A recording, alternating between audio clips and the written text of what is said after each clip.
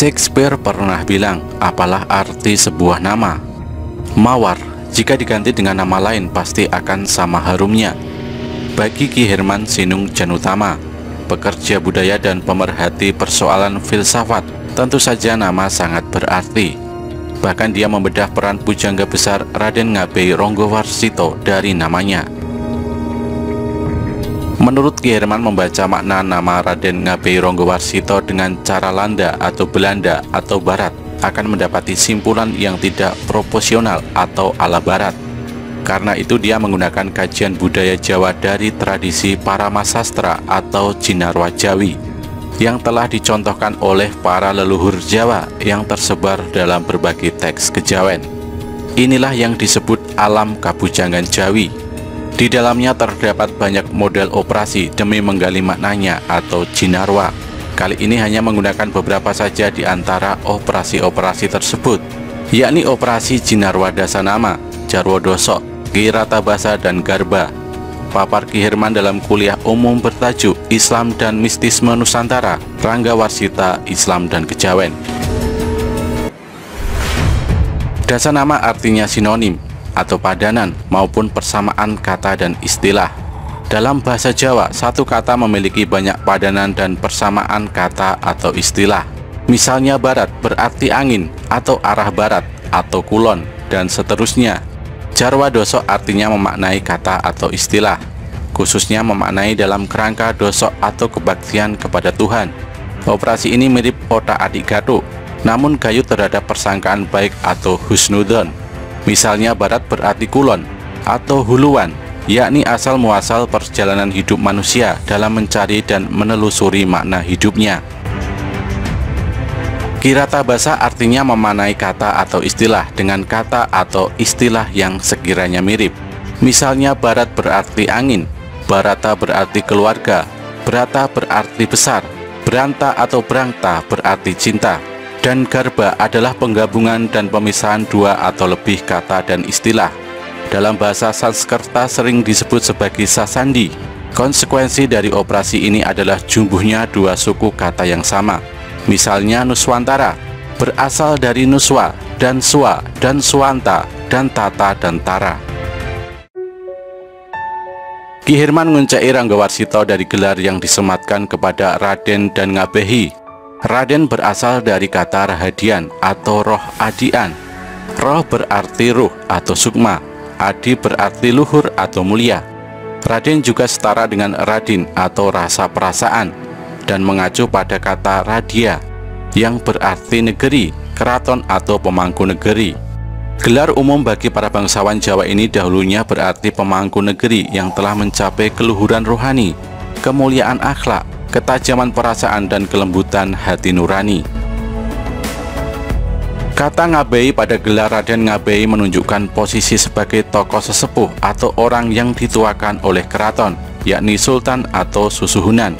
Pada tahun 1844, 14 tahun setelah Perang Jawa, Keraton Surakarta Hadiningrat mengangkat Ronggowarsito sebagai penemu Carik Kadipati Anom atau Kliwon Carik atau pujangga keraton dengan gelar resmi Raden Ngabei Ronggowarsito. Selanjutnya Ki Herman menguliti arti Ronggowarsito. Buyut Raden Mas Burhan, nama kecil Ronggowarsito, adalah Pangeran Wijil dari lingkungan ulama Kadilangu Demak Bintoro, seorang pelestari kitab Jayabaya Kidung dengan menuliskannya kembali dari tradisi lisan. Jika silsilah Pangeran Wijil ditelusuri ke atas akan sampai ke Bagus Kasan atau Raden Batah atau Pangeran Jinbun, putra dari Prabu Brawijaya kelima, Sultan terakhir Majapahit. Keturunan Pangeran Wijil adalah Raden Ngabei Yosodipuro I yang berputra Raden Ngabei Yosodipuro II, pujangga di lingkungan Keraton Surakarta sekaligus senopati tempur era Perang Jawa. Dia bergelar Raden Tumenggung Sastra Negara, memimpin pertempuran di timur pesisir utara Jawa. Usai peperangan, dia dihukum mati di Batavia dan dimakamkan dengan nama kecil Syahid Abu Bakar di Kompleks Pemakaman Keramat Luar Batang, Jakarta. Peran Mas Burhan tak beda dengan ayahnya Syahid Abu Bakar maupun leluhurnya.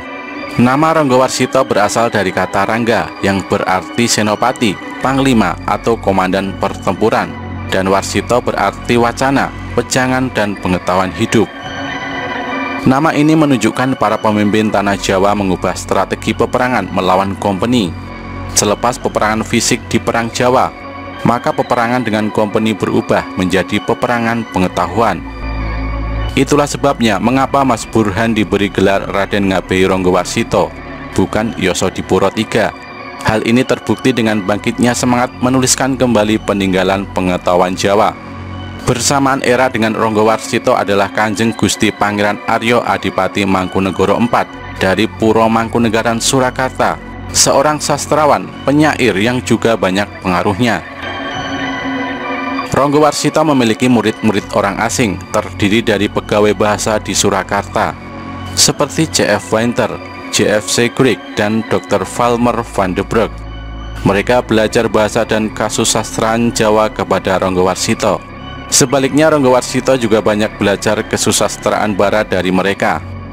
Selama hidupnya, Ronggowarsito telah banyak menghasilkan karya-karya yang tidak hanya bersifat kesusastraan, tapi juga mengandung unsur hukum, ekonomi, filsafat, sejarah, kebatinan, kemasyarakatan, ramalan, dan lain sebagainya.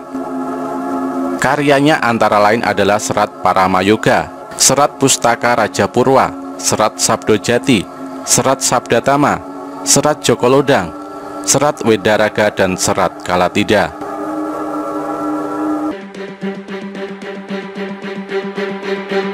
Perlawanan epistemik Ronggowarsito diikuti pula dengan strategi para pemimpin tanah Jawa untuk mengirimkan ulama cendekiawannya ke sekolah-sekolah di mancanegara. Keraton Ngayogyakarta dan Surakarta Hadiningrat mengirimkan para ulama cendekiawannya ke Mekah untuk menyempurnakan pengajaran dan penyebaran agama Islam.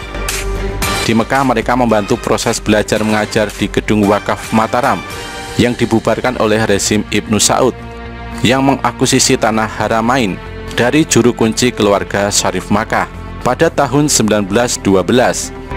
Semua penghuni Gedung Wakaf Mataram diusir dan mengungsi ke Madinah, lalu pulang kembali ke tanah air. Di tanah air, para ulama cendekiawan menyempurnakan pendidikan pesantren internal keraton, seperti Darul Ulum di lingkungan Keraton Ngayogyakarta dan Mambul Ulum di lingkungan Keraton Surakarta. Puro Mangkunegaran Surakarta dan Pakualaman Ngayogyakarta juga mengirim ulama cendekiawannya ke Belanda. Di sana mereka mempelajari dan menguasai ilmu pengetahuan Barat. Di tanah air, mereka merintis berdirinya sekolah-sekolah Barat bagi pribumi. Namun strategi kebudayaan peradaban Jawa atau Nuswantara ini sepertinya diketahui oleh kompeni. Mereka menghadapi ekspansi pengetahuan tradisi ini dengan antisipasi berupa gerakan politik etis, politik balas budi dengan mendirikan sekolah rendah untuk pribumi yang semata-mata untuk memenuhi kebutuhan pegawai rendahan dalam lingkungan administrasi kompeni. Kompeni menembak mati Raden Ngabei Ronggowarsito yang dianggap terlalu berbahaya bagi kolonialisme. Dia mengikuti jejak ayah dan leluhurnya sebagai rangga atau komandan pertempuran. Maka sang panglima peperangan pengetahuan Jawa itu gugur pada 24 Desember 1873 dan dimakamkan di Desa Palar, Kecamatan Terucuk, Kabupaten Klaten, Jawa Tengah.